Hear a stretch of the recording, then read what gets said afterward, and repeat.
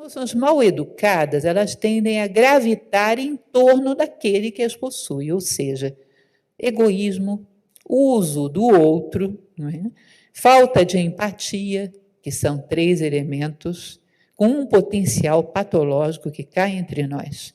Podem gerar uma psicopatologia grave, o uso do outro, a insensibilidade aos sentimentos do outro, por aí deriva um monte de possibilidades bastante complexas, não é isso?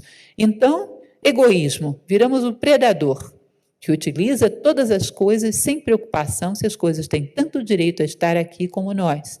Vai deixando terra arrasada atrás de nós. Existe uma frase de Leon Tolstói, o grande romancista russo, que diz o seguinte: há quem passe por uma floresta e só veja lenha para a sua fogueira. Do universo de vida que tem ali, eu só penso, para que me serve? Para que isso me serve? Não existe em nenhum momento a consideração de como eu posso servir a isso.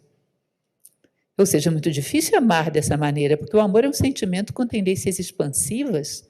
Isso é um predador que vai passando e deixando terra arrasada atrás de si, que já é complicado psicologicamente falando. E o amor que toma o outro como mera testemunha da minha experiência pessoal, ou alguém que está aqui para satisfazer os meus sentimentos de solidão e carência. Ou seja, eu tomo o outro como um meio para a sua satisfação pessoal. Immanuel Kant, no seu Fundamentos da Metafísica dos Costumes, ele dizia que não existe nada tão imoral quanto tomar um ser racional, ou seja, um ser humano, como meio. O ser humano é sempre fim em si. Quantas vezes numa relação, às vezes passageira, mas às vezes até longa, um parceiro toma o outro como meio para satisfazer alguma necessidade sua, com um grau de empatia zero, de se colocar no lugar do outro, de entender o outro. Ressalva, a minha definição de empatia está errada e incompleta do ponto de vista psicológico. Empatia não é se colocar no lugar do outro. Empatia é despir-se da sua personalidade e tentar entender o mundo pelo ponto de vista do outro, com o que ele viveu, com o seu histórico, com os seus valores e não com os meus.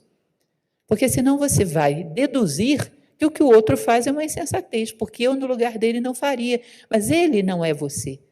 E ele não é inferior a você. Ele tem um outro ponto de vista que, de repente, se você se dispuser a aprender, agrega ao seu. Nos fragmentos óficos gregos, há uma frase que eu acho maravilhosa, curtinha, que diz: eu te ofereço o meu mistério em demanda do teu. Entendem isso? Eu não sou dono de nenhuma verdade.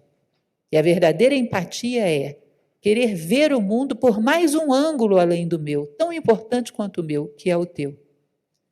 Eu vejo o mundo pelo teu ângulo e te ofereço o meu ângulo, te ofereço o meu mistério em demanda do teu. E saímos, como dizia Hegel, fazendo uma dialética, tese, antítese, síntese. Saímos os 2 maiores disso. Se eu não me considero dono de nenhuma verdade e tenho ânimo de aprendiz perpétuo. Isso enriquece tremendamente o sentimento amoroso, a característica do sentimento amoroso. Eu quero entender o mundo como você entende, inclusive para te ajudar e você me ajudar. Trocamos os nossos pontos de vista e crescemos juntos. Isso hoje também, empatia. Olha, deixa eu contar para vocês algo que é até um pouco privado do ponto de vista daquilo que faço. Quando um aluno se senta na minha frente para estudar filosofia, as 2 primeiras coisas que eu tenho a preocupação de passar para ele é, em primeiro lugar, não sou dono de nenhuma verdade. Segundo lugar, perpétuo ânimo de aprendiz. Isso para a filosofia é basilar, senão não dá para dar nem o primeiro passo. Curiosidade, para o amor também é. Para o amor também é fundamental, essa premissa. Então, falta de empatia, uso do outro, todos eles são potencialmente patológicos. O desenvolvimento do verdadeiro amor, na sua plenitude, na sua profundidade, agregaria muito ao homem de imunidade contra uma série de problemas psicológicos, psiquiátricos, até de uma certa gravidade. E a carência também, outro elemento a ser levado em consideração. Solidão, carência, sentimentos que também vêm da falta do amor, plenamente desenvolvido. O amor se supre quando bem utilizado. Existe um poema que eu admiro muito, é longo, eu não sei memorizar, senão teria satisfação para recitá-lo para os senhores, mas ele diz em um dos seus versos: o maior prêmio de quem ama é justamente estar amando. Entendem isso?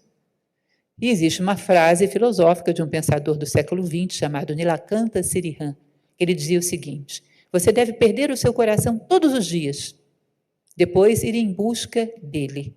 E assim você perceberá que o seu coração é o coração de todas as coisas. Eu deixei o meu coração na hora que digo um bom dia, olhando nos olhos da pessoa que passou por mim e realmente desejando o bem dela.